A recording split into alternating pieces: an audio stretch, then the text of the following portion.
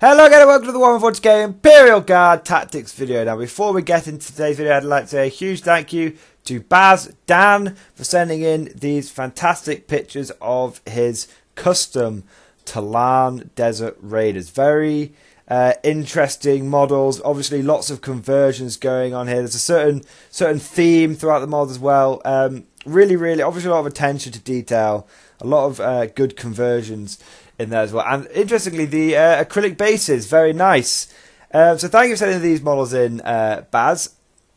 I do like that sort of waiter with the jug of tea, of cold tea. That is very nice.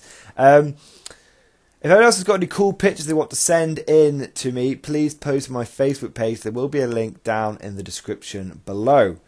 Now it's appropriate that we've got some Talon Desert Raiders with us today because we're going to be looking at some Armoured Company tactics. You see, I've had a lot of commenters saying that, I cover things from an infantry commander's point of view or a hybrid commander's point of view, but I rarely look at things from just an Armoured Company point of view. And so what I'm going to talk about today, similar to some other videos I've put out recently about what's the competitive Genius Call list I've been using, what's the competitive pure infantry list I'm going to be using, what is the competitive Armoured Company list. Now, I'm going to talk about a list that I have used with pretty good success. And it's a list that I've seen mentioned in a few of the sort of competitive chats and circles that I sort of sit in as well. And it's essentially, guys, it's Leman Russ spam. That's what it is. Any decent Armoured Company in the Imperial Guard, no matter what edition we're talking about here, is going to have a lot of Leman Russes in there. And the fact is, guys, you just have to armour overload. You have to armour saturate your opponents. There are multiple ways you can do this, but being honest, the simplest way you can do this is just getting as many Leman Russ hulls on the battlefield as you can. Okay, now how I've actually used a list like this in a battle report that I used against an Imperial Knight list with Blood Angels. It was Johnny's Knights and Blood Angel CP battery, and it won. My list did win. It was a close game, but it was taking on basically double Castellan, and it did win. So it is powerful. It is good, and fortunately, it is meta. And what is the meta at the moment, guys? It is flyers. Even with the nerf, this list has the ability to take on flyers with some success. So, what is it? Okay, less preamble, what is the list? So, essentially, you're taking 3 battalions. Now, you're going to have to accept this, that whilst you're running an Armoured Company, you still need infantry. I know a lot of Armoured Company commanders now are just going to turn the video off, but please don't. Please hear me out. Okay? You're playing competitively. Now, yes, you are playing to a themed list, but you are playing competitively. And so you have to accept the fact that in 40k, especially the 8th edition where vehicles can be tagged, to be competitive, you have to have some way of screening. And the best way you can do that is just taking some bare bones infantry. All it is there to do is to die and to screen you. It's just there to buy you turns and to sit on some objectives. That's what you're going to do. It takes up very little of your list, and it is literally just 9 squads of infantry, 3 for each battalion. That's all it is. Now, take a couple of company commanders in there, just in one of the battalions, because you're going to be taking lots of tank commanders and some other stuff, but you do need a couple of company commanders in there as well, just to fill out one of the battalions. That's all your infantry. It gives you layer upon layer of screening. Now, you don't give them any upgrades, you don't mess around with them, you just have them as bodies. Now, what do you do with your Lehman Russes? Well,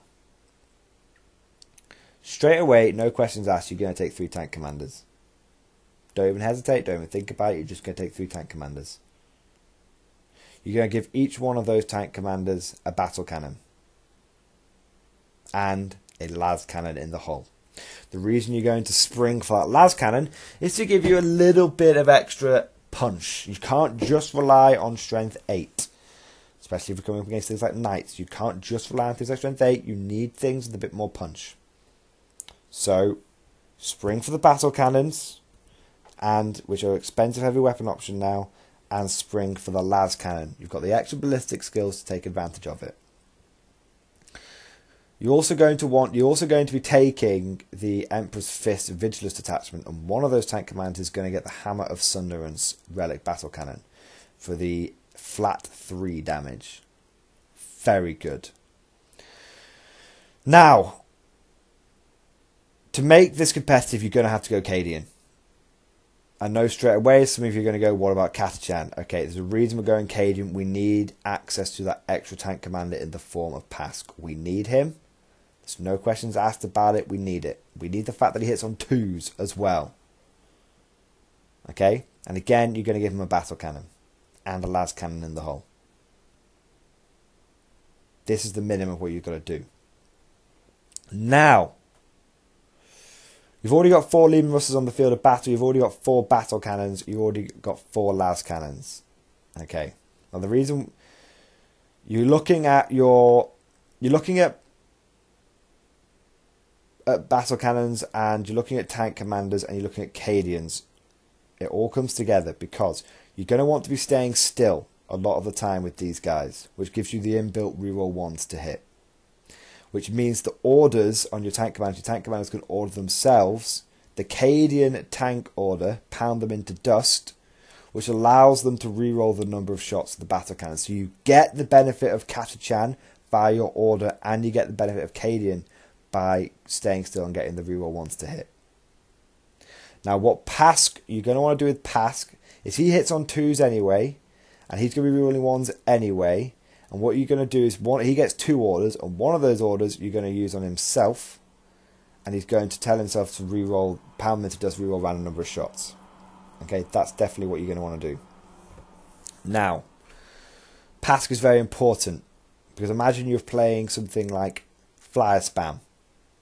Okay, what you're going to have to do very carefully, let's say you're facing the worst flyer spam possible, Eldar Elatok flyers, -2 to hit. Now what you're going to have to do is you're going to have to be careful. You've got to try, the best way to do this is by using some of your other units, but you've got to try and tease out the lightning fast reflexes.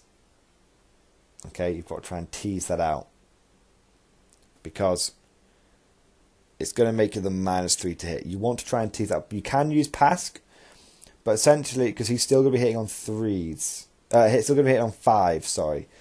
So you could use Pask to tease out the lightning fast reflexes. What you want to do is you want to tease the lightning fast reflexes out, but then you actually, when you've teased it out on one flyer, you want to switch fire. You want to switch fire, because what you want to try and do is get rid of lightning fast reflexes, and then get a wound on one of the other flyers, or any big unit, any horrible unit, and then you want to try and get a wound on it so you can play overlapping fields of fire. Because even though then the enemy is still -2, they're -2 to hit, then they're only -1 to hit. And then when with your tank commanders, think about this, you're still hitting on 4s then. Rerolling 1s allows you to still get a lot of firepower on there. And if you're hitting ground targets, let's take flyers out of the equation. Let's look at some really horrible ground-based armies like orcs. Now you're hitting on 2s, rerolling 1s against a certain enemy unit. Pask already does that. So what you can do is use all your infantry to plink off a wound, and then put overlapping fields of fire, and you've got 3 tank commanders hitting on 2s, rerolling 1s, rerolling the random number of shots. And Pask just gets to do that by himself. Pask can do it. Pask can be a bit of a lone wolf. He can do what he wants. So that's the command element, and that's the infantry element. What you then need to do now is to cram as many Lehman Russ Conquerors into the list as possible. As many as possible.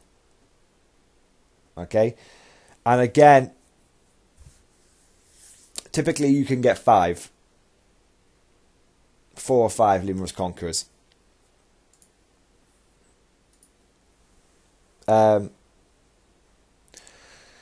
It's so yeah, and the reason you want Conqueror, you've already got lots of guns which can shoot over 48-inch range. You've got lots of guns which can shoot 72-inch range, and they've all got lots of re-rolls, because what this list focuses on is re-rolls. You could take regular Lehman Russes, you could do, but you want the Conquerors because they can get re-roll all hits, which again helps you against flyer spam. And it also just makes them way more reliable, and also means that you can put orders on them which allow them to re-roll the random number of shots again, which is fantastic. So also your Lemurous Conquerors, you can get re-rolling all your hits if you get within 24-inch range, which only will cost you a turn of moving typically if you just go full tilt and just whack it in there. And then turn 2 onward, you're getting all rerolls all the time. Now, if we actually add up the points here, and let's see what we're playing with. So you've got, I'm just going to do this roughly. Pask with a las cannon, 3 tank commanders, 3 battle cannons, 3 las cannons, lots of infantry, and then Conquerors. That's 4 Conquerors, that's 5 Conquerors, plus 125 points for the Conqueror cannons, plus the 40 points for the heavy bolters. So for 90 infantry, 5 Conquerors with Conqueror cannon and heavy bolters, and 3 tank commanders with battle cannon and las cannon, and Pask with battle cannon and las cannon. 9 Lehman Russes and 90 infantry. For every squad of infantry you have a tank. Is 1,966 points. Now, some of you are going to be saying, but you're only, Pask gets 2 orders, and bear in mind you can use inspired tactics, so imagine he's got 3 orders. He can only order 2 out of those 5 Conquerors. Yes, that is true. But let me tell you something, my young Padawan. Let me tell you something. You're probably going to lose 2 to 3 Lehman Russes in your first turn. And let me tell you, there's a very good chance the enemy's going to focus on your Conquerors. Why? Because you're going to voodoo him. Let me tell you how it goes. Every single game that I have used a Lehman Russ Conqueror, every single one. You go, the enemy says, "Oh, that's a lot of tanks. What does that do?" Well, that's Pask, and he's got a battle cannon, and their tank commanders, they've got battle cannons. They go, "Okay, yeah, I know what they do." And then they say, "And what?" And he's saying, "There's 5 Lehman Russ Conquerors." Enemy goes, "Conquerors? What do they do?" And you say, well, if they get within half range, and they've got a 24-inch range, so they've got a good range, then they get to reroll all failed hits. All failed hits, including modifiers. And they go, fuck me, right, I better take care of those Conquerors then. Every single game. When I use my Steel Legion, and I've just got 2 Conquerors, what do you think is the first 2 things that the enemy tries to take out every game? My 2 Conquerors. They know what Pask can do, they know about the tank commanders, but the Conquerors, they don't like them because they are very powerful. They can't leave them messing around. And at the end of the day, this is what you've got, guys. At the end of the day, when you're facing a typical enemy list, it's going to have some, competitive lists. It might not have loads of flyers. What you've got in that list, guys, is Pask, hitting on 2s, rerolling 1s, rerolling random number of shots. 3 tank commanders. You get overlapping fields of fire on enemy unit. 3 more. They basically, each one of those guys becomes Pask. Hitting on 2s, rerolling 1s, rerolling random number of shots. You've got 5 Conquerors. If they stay still, they're still rerolling 1s. If you drive them up, they're rerolling all the hits. And some of them will be rerolling random number of shots. Absolutely insane amounts of firepower. means you can guarantee yourself to get essentially that about an average of 7 to 8 shots per Lehman Russ. 7 to 8 shots per Lehman Russ. And that's a lot of battle cannon shots. They're all getting rerolls for days. Now, some of you are going to say, well, this list will struggle against things like Deathwatch. Now, what about all those Storm Shields? Honestly, you just batter them down. You've got 9 battle cannons. Deathwatch don't have a lot of long-range anti-tank. You've got 9 battle cannons. You've got a whole heaps of infantry. You just smash the fuck out of them. Absolutely smash them to pieces. Now again, as with the last few lists I want to wrap this up. This is a very simplistic list. It does have one major weakness, which quite simply is it doesn't have any line of sight, no line of sight units. It doesn't have any no line of sight units. That could be a problem. My recommendation would be is if you really want to have some anti-line of sight, then you can drop 2 of the Conquerors, which is over 300 points. And bear in mind you've got about 35 points spare. And you could take 3 Basilisks. 3 Cadian Basilisks. And just have 3 Cadian Basilisks. And use aerial spotters every turn. And just blast the crap out of something that's trying to hide out of line of sight. That's what you can do. Again, there's seasoning in here. I've gone for just 5 Conquerors, because then what that allows you to do is you can raise and lower the number of Conquerors you feel fit for the list. Like I said, you drop 2 Conquerors, you can get 3 Basilisks. You drop 3 Conquerors, you could get 2 Basilisks, a couple of Hellhounds. This is what I mean. It's up and down. One other thing you might want to consider for this list, which is more than doable, if you don't think you need all those command points, you can blat everything into just 2 battalions. And then you can start. You don't need to take your company commanders, and then instead of the company commanders, you might want to take a couple of tech priests. You might want to consider a couple of tech priests. And again, some people will be saying you might want to consider Psychers for Night Shroud and Psychic Barrier. You might want to consider that. But what I've gone for is to trim out all the fat, trim out all the bullshit, and just go for maximum firepower overload.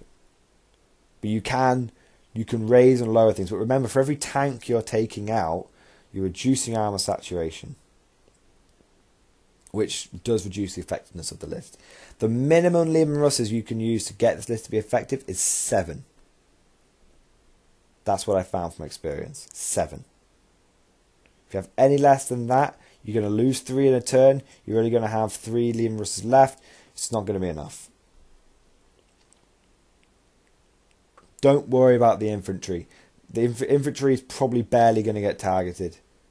It's going to be targeted by spare firepower. Your opponent's going to have to put everything into your tanks. If he doesn't, your tanks are going to absolutely batter him. So there you go, guys. What do you think? How would you season that list? Would you take tech priests? Would you take basilisks? How would you season it?